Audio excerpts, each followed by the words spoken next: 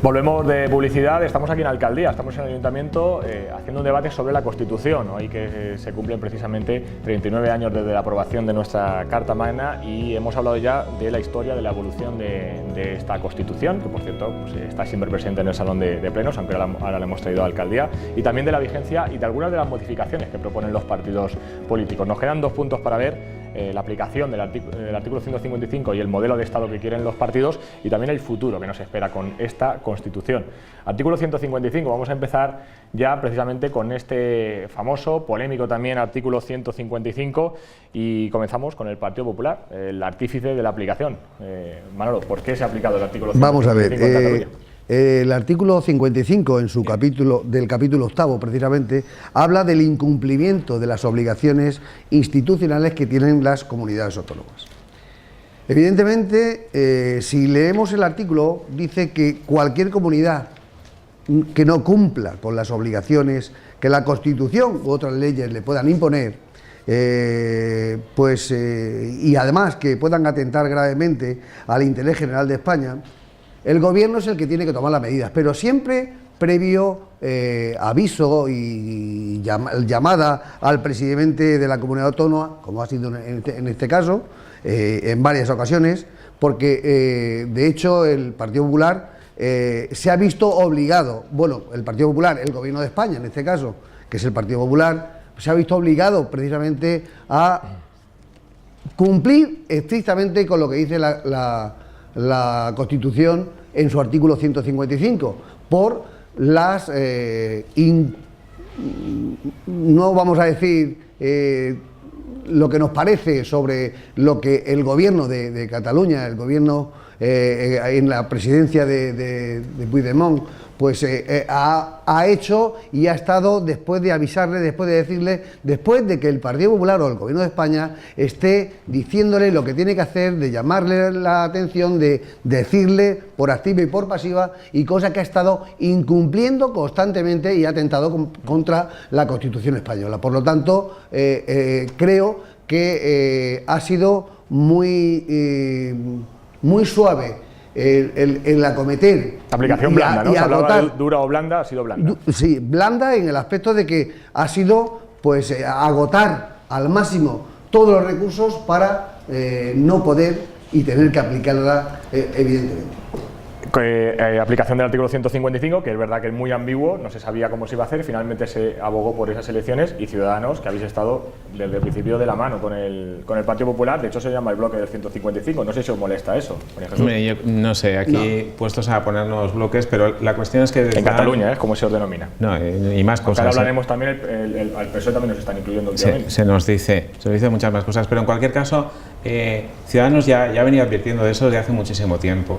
O sea, se venía incumpliendo las leyes, saltándose las leyes a la torera, usando el Parlamento como si fuese su casa de alguna manera y saltándose absolutamente cualquier límite. O sea, parecía que los límites uno detrás de otro iban cayendo. Incluso fuisteis los primeros en pedir que se aplicara. Sí, pero por supuesto que sí, pero ya cuando las famosas leyes de desconexión, cuando se votaron allí, cuando el Parlamento, o sea, las leyes que no los firmaron ni los letrados de la Cámara, y aún así eso seguía para adelante, y se preguntaban cosas tan extrañas, pero ¿han dicho la independencia o no la han dicho? Bueno, es que yo qué sé, aquello es una verdadera locura. Entonces, la cuestión aquí es que cuando alguien repetitivamente está incumpliendo una ley, pues evidentemente la ley aplica para todos, ¿no? Entonces, el 155 no es retirar la autonomía, es recuperar la autonomía. Se perdió la autonomía en Cataluña y se generó una cosa muy distinta que además no se sabía hacia dónde iba. Evidentemente, hacia un Estado totalmente autoritario, porque si algunos habéis leído la ley de desconexión, es alucinante. O sea, todos los poderes, poder judicial incluido, dependían directamente del presidente de la Generalitat. O sea, entonces, eso se tenía que hacer. Y además también se tenía que hacer de la manera más rápida posible. O sea, ¿qué pedimos? 155 para elecciones inmediatas. Y quiero poner aquí las palabras que se dijo: queremos votar, y votaremos, como ha dicho Inés. Y queremos votar, pero votar en unas elecciones limpias y realmente para que otra vez eso vuelva a arrancar. Aquí, ¿cuál es el problema que hay? ahora que todavía la tensión es altísima, es muy muy alta, pero tenemos que pasar por por esta fiebre para conseguir volver al sentido común. El PSOE, Juan Antonio, en principio no se decantaba por el 155, parece ser que con las cargas policiales incluso se habló de que era desproporcionado y que se iba a reprobar al Partido Popular, pero finalmente se abogó por apoyar al Partido Popular. Aquí ha habido un poco, la tendencia ha ido cambiando. Vamos a ver, yo aquí estoy con las palabras de Miquel Iceta. El 155 fue un fracaso de todos. Ellos están muy contentos con la aplicación del 155. ¿Cómo que se ha hecho ¿O lo que parece se tenía que hacer? que se regocijan, entre comillas, con que se haya aplicado el 155, pero el 155, como dijo... No pongas palabras de lo que no es verdad. Es un comentario... No, vale. Como dijo Iceta, es un fracaso de todos, pero el primer fracaso...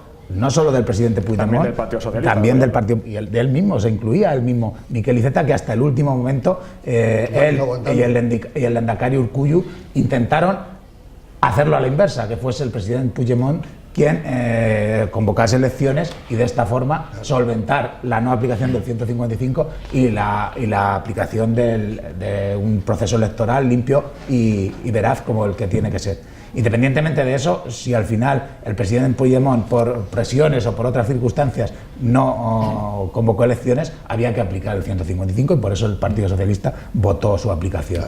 ¿Se volvería a aplicar? Sí. Si ganaran otra vez los independentistas, el Partido Popular ha dicho que sí, no sé el Partido Socialista lo que opina. No puedes aplicar algo hasta que no sepas lo que van a hacer. Una cosa es que ganen y otra cosa es que... Sí, está la opción de que gane otra vez el bloque independentista. Pero hasta que no se pongan a gobernar, no podremos saber qué van a hacer. Depende de la actuación del gobierno que tengan. O sea, no es aplicarlo por aplicarlo. Pues si quiere independencia es ilegal de todas. Claro, pero bueno, pues entonces, si no se tiene una mayoría clara donde esa independencia salga adelante, pues habrá que volver a decirles que esto no es así. Lo primero que no sabemos quién va a ser el presidente de la Generalitat, incluso aun en el supuesto que tú dices que tengan la mitad más uno de los diputados en el Parlamento, las fuerzas que, entre comillas, se abogan por el independentismo, no sabemos ni quién va a ser el presidente, porque podría ser Junqueras, podría ser o estar inhabilitado si no ser, o sea que no sabemos ni siquiera quién va a ejercer esa labor del gobierno. Pero de todas formas yo creo que esto se podía haber solucionado seguramente de otra forma, con un diálogo entre los interlocutores que tenían que dialogar, que era el presidente Rajoy y el presidente Puigdemont. Pero es que no ha querido. Bueno, Puigdemont no ha querido. Uno dice que uno no ha querido. Exactamente, aquí hay cruces, nos faltaría también alguien de... Pero la solución del alguien de Cataluña, ¿no? La solución del PSOE y la del PSC, que si queréis ahora entramos en ella, es lo que ya dijimos en la Declaración de Granada del año 2013, que es la estructura federal del Estado. Y en segundo lugar, yo creo que, y es un inciso que quiero hacer, que de lo que pasó con el Estatut de Cataluña de Zapatero y de Montilla, de aquellos polvos y de aquel recurso de inconstitucionalidad vienen estos lodos.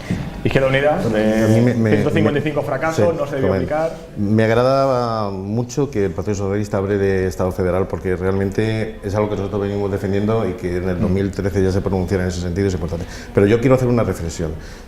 Antes planteaba Juan Antonio, que nosotros también lo tenemos como propuesta, es la reforma de la Ley General Electoral, la ley electoral. ¿Por qué? Porque en esa Constitución, realmente en esos pelillos que se dejaron, se dio un peso muy importante a las minorías, sobre todo a las minorías catalanas y vascas. En este país han estado gobernando el Partido Nacionalista Vasco y la antigua Convergencia y Unión, tanto con el Partido Socialista como con el Partido Popular, hasta hace muy poquito, hasta que han tenido mayorías absolutas. ¿Qué ha pasado? Realmente creo que se le ha estado dando muchísimo. Hay pruebas tenemos ahora, y yo siempre lo comparo, y es una comparación para que la gente, aunque puede ser un poco dura, pero para que lo entienda. ¿Cuántos muertos han habido en el País Vasco con el tema de ETA, con el tema de la independencia? Y al final no han conseguido la independencia. Realmente, ¿por qué ocurre esto en Cataluña? Porque realmente la sociedad catalana ha empezado a tener recortes, sobre todo porque no pintaban, para que la gente me entienda, nada en el gobierno central. Digo esto porque a veces se nos pasa que esto de la aplicación del 155 y la declaración de independencia viene así, cae de un día a otro. Desde, como dice Juan Antonio, desde que se tiró el tema del estatuto, realmente por el Tribunal Constitucional y se recurrió por parte del Partido Popular, realmente pues han ido dando pasos y han agrandado esa masa social. Nosotros, lo digo bien claro para que quede, nosotros estamos totalmente en contra de la independencia de Cataluña. Apostamos, como Juan Antonio y Izquierda Unida lo está planteando, por un Estado federal. ¿Y del referéndum? Sí, el derecho a decidir sigue, porque si se hubiese decidido seguramente en el año 2011, cuando se llevó el estatuto al Tribunal Constitucional, seguramente en este momento el tema estaría resuelto. Estoy convencido de que en ese momento hubiese salido que no a la propuesta de la independencia. Estoy convencido, y en este momento no lo sé. Sí, en estos momentos no lo sé. No lo sé porque realmente en este momento ni había que haber hecho referéndum. Bueno, si el estatuto fue aprobado por una mayoría aplastante en un referéndum en Cataluña. Claro, estaba, el Tribunal Constitucional.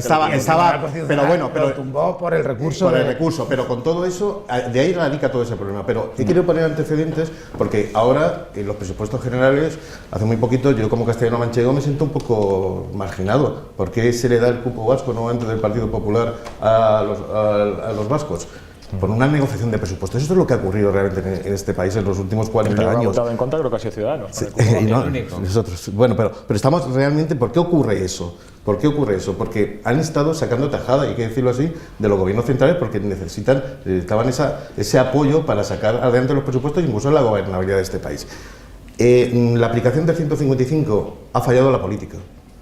Ha fallado la política porque realmente yo coincido con lo que comenta Juan Antonio.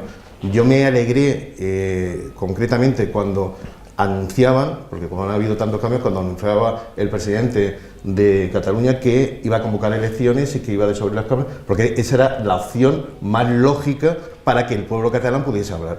Cuando a los 10 minutos, a la media hora, cambia totalmente de opinión. Incluso nosotros defendíamos esa propuesta, porque era posiblemente una de las salidas dialogadas con un referéndum realmente regulado. Nosotros estamos totalmente en contra de la consulta, para que nadie tenga ninguna duda. Es decir, la consulta fue totalmente ilegal. Un referéndum pactado, me habla. No, sí, la consulta de la independencia fue totalmente ilegal. No tenía ninguna validez para... al menos de Izquierda Unida, incluso nuestros compañeros de iniciativa en Cataluña, es decir, no coinciden mucho mejor con la posición de Podemos. Es decir, nosotros en Cataluña, nuestros diputados de Izquierda Unida votaron en el Parlamento, votaron que no.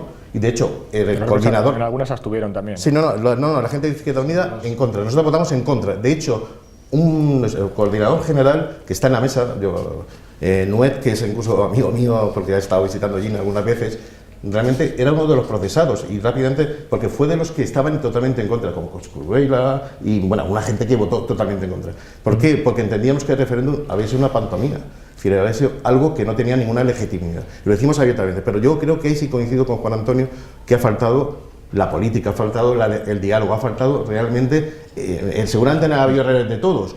Pero esta situación realmente no pensemos que con las elecciones del 21 de diciembre se soluciona. No pensemos que se soluciona. O con una nueva aplicación de 155. Y termino con una cosa. Cuando habléis de aplicación blanda o dura del 155, los artículos, las leyes se aplican como se deben de aplicar. Es decir, que se aplica más fuerte, más dura o más blanda, más... Yo realmente me sorprende. Lo que sí está claro que el 155 es un artículo que nadie conocía, que nunca se había planteado, incluso con el ejemplo que he puesto antes. Y fijaros, que han habido más de 800. Se amenazó, a Canarias se la Canarias, sí, perdón, de Canarias, sí. Pero con 800 y pico muertos sobre la mesa en el País Vasco y realmente... y se estaban hablando han habido negociaciones, y todos sabemos que han habido negociaciones de diferentes gobiernos, y que realmente se llegue a este extremo. Yo lo encadeno más a lo que he dicho al principio, un asunto económico, realmente de tener menos peso político y económico en el gobierno del país, y que ha sido provocado con ese recurso del Tribunal Constitucional, realmente esta cuestión. Únicamente no estoy de acuerdo en lo que ha dicho, que ha fallado la política. Para nada, en absoluto. La política no ha fallado para nada, porque quien ha fallado aquí ha sido un señor que ha hecho lo que le ha dado la gana, que está incumpliendo día por día, minuto por minuto, segundo por segundo, cualquier cosa, y que al final lo que dijo blanco era negro y lo que dijo negro era blanco. Porque sí, yo creo que también se había solucionado si hubiese convocado. ¿Y por qué no las convocó? ¿Por qué? Por el temor de que por detrás tenía a los suyos que le estaban diciendo que no, por otro lado los que lo podían apalear, o sea... Pero bueno. considerar conmigo, Mano, que desde 2011 hasta ahora el tema Sí, de total. la independencia se ha radicalizado Totalmente, más claro, en estos momentos claro, que claro. viene provocado por todo es esto. que si en el 2011 hubiese salido... Fue aprobado, el estatuto fue aprobado por vale, una inmensa mayoría pero y se recurrió. precisamente, claro, sí, se recurrió, estoy de acuerdo contigo, pero que no habíamos llegado, que es lo que ha dicho Juan Antonio. Que luego no se recurrió el Estatuto de Valencia ni el Estatuto de Andalucía, que decían lo mismo, claro, porque habla de nación y de... La solución, Juan Antonio, que está hablando de referéndum pactado, porque aquí nunca sabemos al final cuáles son independentistas y cuáles no. En la Constitución no contempla la posibilidad de un referéndum, no la contempla. O sea, pero se puede reformar. Para eso habría que hacer una reforma constitucional que además sería por mayoría de 3/5, porque sería una ley orgánica, con lo cual y unas nuevas cortes que volviesen a ratificar esa reforma constitucional. O sea que ahora mismo no se puede contemplar un referéndum. ¿Y qué propone el PSOE entonces para solucionar el problema catalán? El PSOE propone lo que viene proponiendo desde la propia existencia del PSOE prácticamente, que es profundizar en el Estado de las autonomías, profundizar en el Estado de las autonomías hacia un Estado federal, pero que no es nada raro ni nada extravagante. O sea, es lo que tiene Alemania, es lo que tiene Estados Unidos, que son estados federales y en donde, si lo comprobamos en la televisión o hay un sentimiento nacional totalmente entendido por todos. ¿Aceptaréis, por ejemplo, nación, que fuera una nación Cataluña y el resto? Pero si es que eso es un término, el término nación, que lo contemplaba el Estatuto, estamos hablando de un término cuando en el Estatuto de Valencia es que el propio término de la Comunidad Valenciana se llama País Valenciano. Que es más país que nación. O sea, es más independiente, es un país que una nación. El País Vasco desde si el término nación... Vamos a ver. País no más que nación, no me puedes decir eso. ¿Cómo que no? Pues no. Tú cuando hablas de países libres, hablas de países libres, no de naciones. ¿Por qué? Es que existe la nación india. Más país que nación. La nación india me refiero a los indios americanos. Si me convenza, lo podré aceptar. Pero el llamarle país, estamos a la Comunidad Valenciana, es la Comunidad Valenciana. Pero el término... Y no pedir la independencia como han querido los catalanes, de la manera con la... Bueno, vale. Y el País Vasco, ¿qué hemos dicho? La Comunidad Valenciana tampoco ha declarado ser nación hasta el momento. Cataluña sí que la ha hecho nacionalidad. La Comunidad Valenciana lo tiene en su estatuto. Lo tiene en su estatuto. No ha declarado que quiere ser nación. Pero que lo tiene en su estatuto. Pero nunca lo ha dicho. Pero vamos a ver, que no nunca se lo ha propuesto. Estamos confundiendo el término nación con el término independencia. No tiene nada que ver. No tiene nada que ver. El término nación dentro del Estado sí que se consideraría por el PSOE. Pero si es que el término nación no es nada. No es un término jurídico. ¿Y Ciudadanos? ¿Consentiría que hubiera naciones y regiones? O sea, vamos a ver, es que estoy poniendo el ejemplo de que en Estados Unidos existe un concepto que es el de la nación india. La nación india, y concepto como tal, con sus estatutos, y se refiere a los indios americanos. Y existe el concepto de la nación india. Que el concepto nación no es un concepto jurídico, es más, es un concepto del siglo XIX. Pero el Constitucional lo tumbó, el concepto nación del estatuto. El Constitucional lo tumbó porque hubo un recurso. La Constitución no se acepta. Pues nada, nos quedamos con Unidad Española. En cualquier caso. Naciones y regiones se aceptaría por Ciudadanos. O sea, pero vamos a ver, o sea, quiero decir. La Constitución pone nacionalidades, que es lo mismo que nación. Jolines, exactamente igual como antes estábamos hablando de las monarquías. O sea, si vamos a reformar la Constitución para encontrar un encaje para Cataluña, nosotros no jugamos a eso, porque nunca va a haber un encaje. O sea, la cuestión aquí es que se pierde el principio de igualdad de todos los españoles. Un principio que... Bueno, déjame que termine. Es un principio que está en la Constitución. Que está ¿Tú crees que en Estados Unidos no hay igualdad entre los estados? Pero no está reformando la Constitución.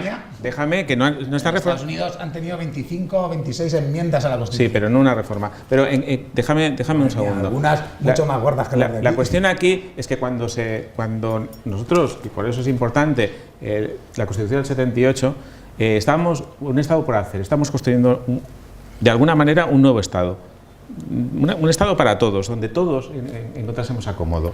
La cuestión es que de repente aparecen dos territorios, unos con más presión y otros con menos presión, que, bueno, por H o por B, parece que se sientan incómodos. Pero ¿por qué no miramos la realidad que hay detrás de esa incomodidad? ¿Por qué no miramos la realidad? ¿Por qué no miramos la realidad que en todos estos últimos gobiernos, Puigdemont incluidos, se han desviado miles de millones de euros en la construcción de un Estado inexistente? No se sabe en dónde han ido a parar las facturas. Eso es totalmente ilegal. pero es totalmente ilegal el construir un Estado virtual dentro de eso. Ese dinero que debía haberse dedicado a la sanidad, a la educación, eso que estábamos diciendo por ahí antes, no se ha dedicado a la educación, se ha dedicado a embajadas, se ha dedicado a pagar estudios por 1 millón de euros para pagar lobbies, a eso se ha dedicado. Entonces, la cuestión es que eso es lo que hay que poner encima de la mesa. No, aquí no estamos discutiendo si queda mejor nación, nacionalidad, país o...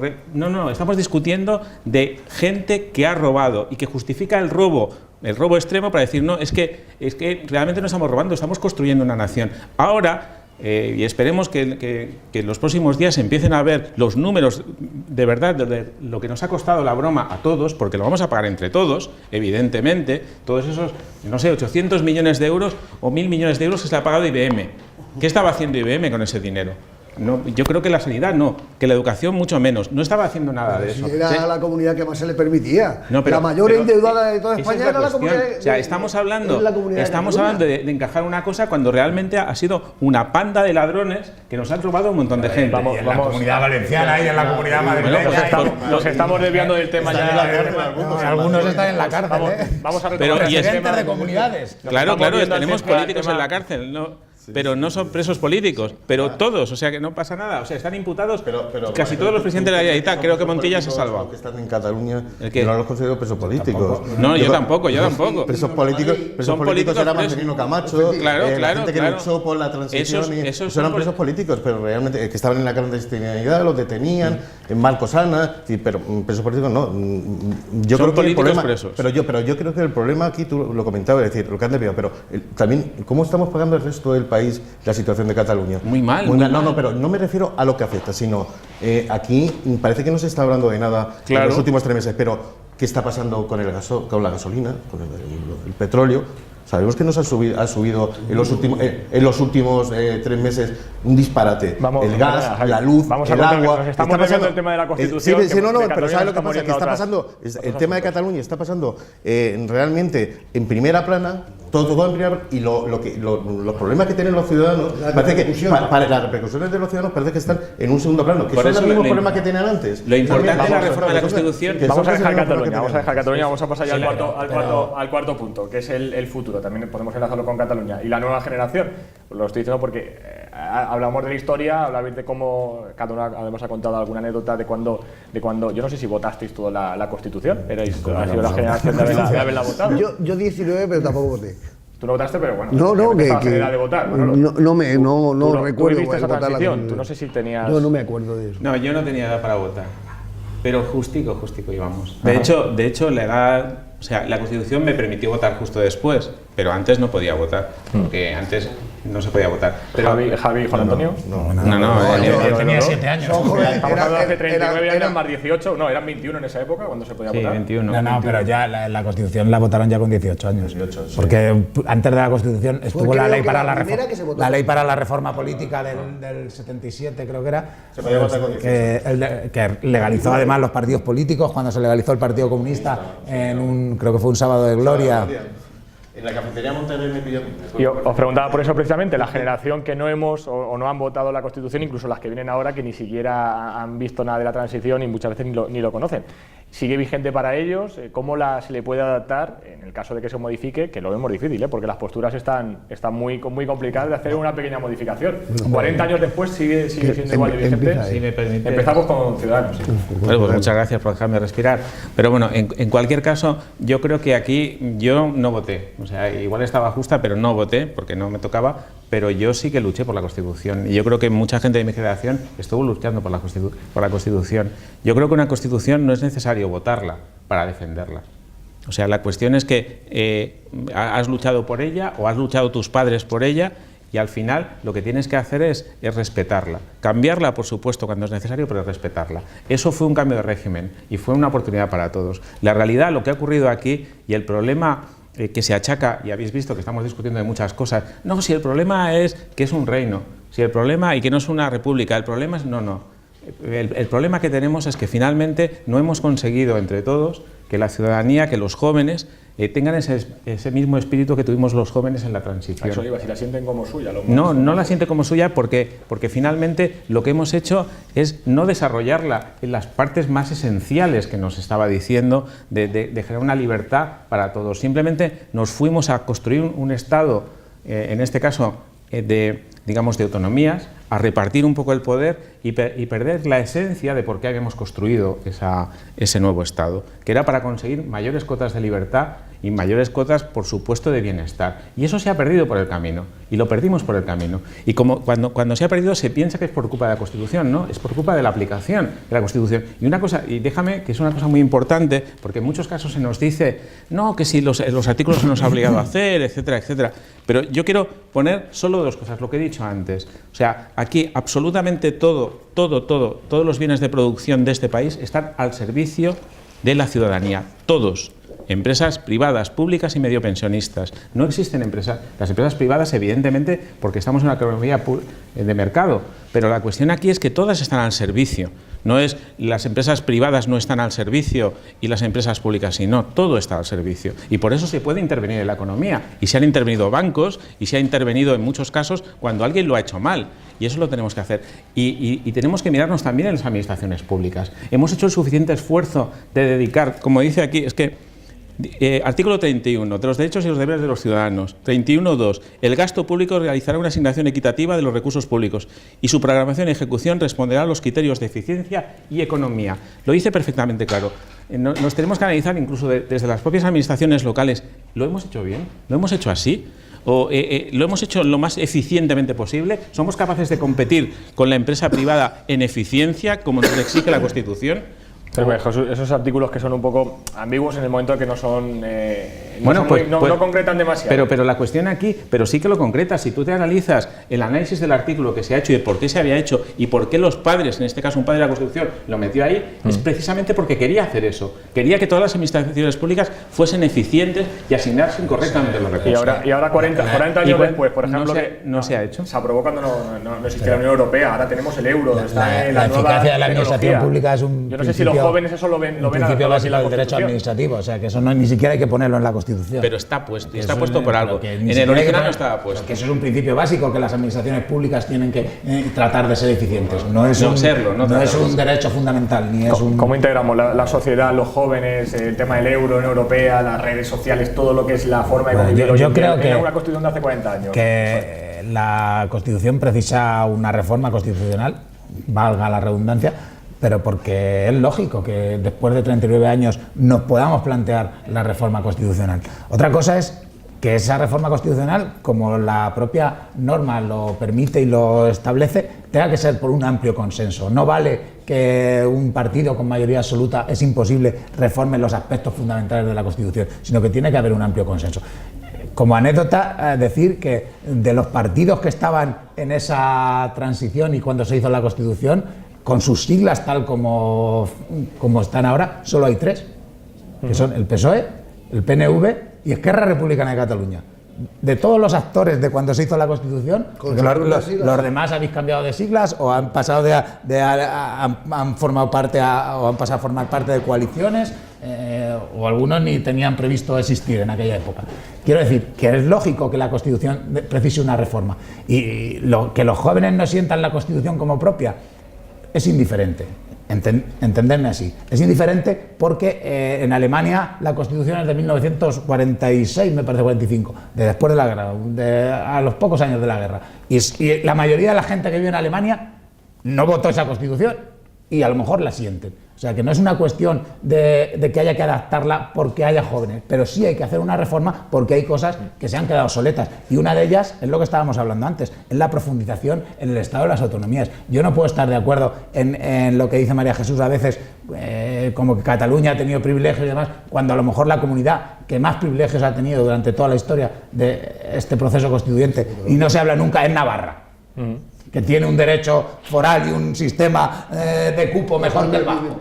Ciudadanos ha hablado muchas veces de recentralizar España. No sé si el Partido Popular se arrepiente de las autonomías o está más por la Vamos a ver, yo lo que está claro es que soy consciente y creo que hay que reformar la Constitución. De hecho, hay una comisión donde están todos los grupos políticos, en esa comisión, juristas de todos los grupos políticos, para estudiar y ver qué artículos hay que modificar o incluso si hay que eliminar o quitar o añadir alguno nuevo, ¿no? Por lo tanto, yo pienso que efectivamente no son jóvenes los jóvenes los que van a elaborar, a quitar o poner o modificar esos artículos, sí, pero lo que si tardan claro, muchos años, esos tendrán también la edad de decidir. Efectivamente, pero la van a vivir. Nosotros éramos jóvenes cuando en el 78 y bueno, pues lo que hemos venido ha sido acatando precisamente la Constitución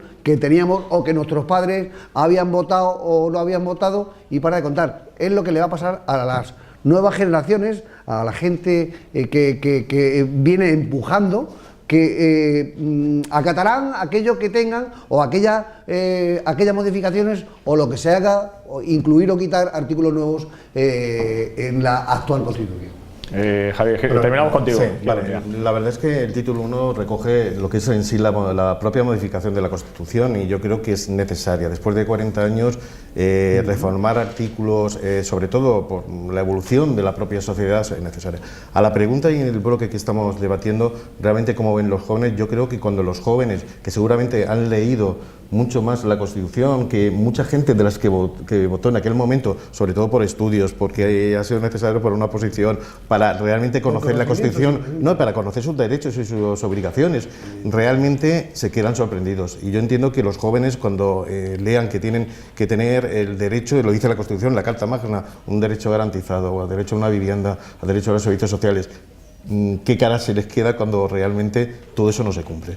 Y es cierto que la Constitución como tal debe haber para su reforma un consenso muy amplio, pero yo lo que he dicho antes y vuelvo a repetir, tenemos artículos concretos en la Constitución que no se cumplen y que realmente desde las administraciones, desde los gobiernos, tenemos que luchar porque todos esos derechos fundamentales y básicos que dice la Constitución hay que retomar. Por eso, ¿cómo ven los jóvenes nuestra Constitución? Seguramente con una reforma, pero casi ya, sobre todo para adaptarlos a los momentos. Para adaptarlos a los momentos. Para adaptarlos a los momentos. Sí, pues esperemos que no tengamos que esperar 40. Esperemos que no tengamos que esperar 40 años, sobre todo para dos temas. Uno, que creo que fue por un consenso mayoritario, el tema de no voto, yo creo que no votó ningún diputado en contra para el tema del voto de los extranjeros de la Unión Europea para poder votar en las elecciones municipales, y el otro que sí tuvo bastante discrepancia. Pero yo creo que hay aspectos concretos que hay que introducir, sobre todo lo que está ocurriendo en la nueva sociedad y lo que está ocurriendo sobre todo en este país. 40 años dan para mucho y después parece que ha pasado muy poquito tiempo, pero 40 años, lo que tú antes lo decías, las redes sociales, la propia gente, los problemas que tenía la gente ahora no son los problemas que tenían antes, el tema del trabajo, el tema de la vivienda, el tema de los servicios sociales. Yo creo que son temas que se deben de recalcar. Ni siquiera hemos hablado de la Constitución Europea también, y la Unión Económica, pero bueno. Tendríamos que llegar, y nosotros estamos totalmente porque... Todo eso, por ejemplo, el marco de la Unión Europea debe incluirse en la Constitución, en esa reforma constitucional. Y el Tribunal Europeo de Derechos Humanos, la jurisprudencia del Tribunal tiene una posible de constitución que ya se tumbó también por algunos países que no tienen nada que ver con nosotros. Pero yo pienso que en esas comisiones que hay de trabajo ahora mismo, donde están todos los grupos políticos, que esa comisión se ha creado porque el Partido Socialista, en este caso Pedro Sánchez, le pidió a Rajoy, un poco para apoyar el 155, que se iniciase pero si me parece el proceso de reforma constitucional. Me parece muy lógico. Por aplicación, es decir, yo apuesto y te apoyo por el que se aplique el 155 y vamos a intentar modificar la Constitución a través de una comisión que vamos a crear. Que es cierto lo que comentas, Juan Antonio, es decir, que se ha creado la comisión para apoyar el artículo 155. Pero se accede precisamente. Pero porque el Partido Popular no tenía intención de modificar la Constitución. Cuando el Partido Socialista lo llevaba en su programa electoral. Ni tampoco ni tampoco aplicar el artículo 155. Ni aplicar, claro, vamos ni a aplicar el aquí, 155. artículo 155, que es el que tenemos en vigor ahora mismo. Hay Muchísimas gracias contigo que son independentistas, que no lo sé. Muchísimas gracias de verdad a los cuatro y ojalá, si se modifica la Constitución, os volveré a llamar para tener otra vez otro debate a ver qué se modifica y qué no, o si se deja como está. Muchísimas gracias. Nosotros vamos a terminar aquí con los cuatro portavoces. Hemos tenido un poco más de lo previsto en esta duración del debate, pero bueno, yo creo que ha sido interesante, ideas que han surgido de los partidos políticos propias de cada uno de ellos y donde queda todavía ese futuro pendiente de esta Carta Magna, de la Constitución, si se va a modificar, si no, cuándo va a ser y qué puntos se van a hacer. Nosotros hoy hemos querido hacer ese homenaje en nuestro Día de la Constitución, festivo nacional. Nos despedimos y continuamos aquí en televisión.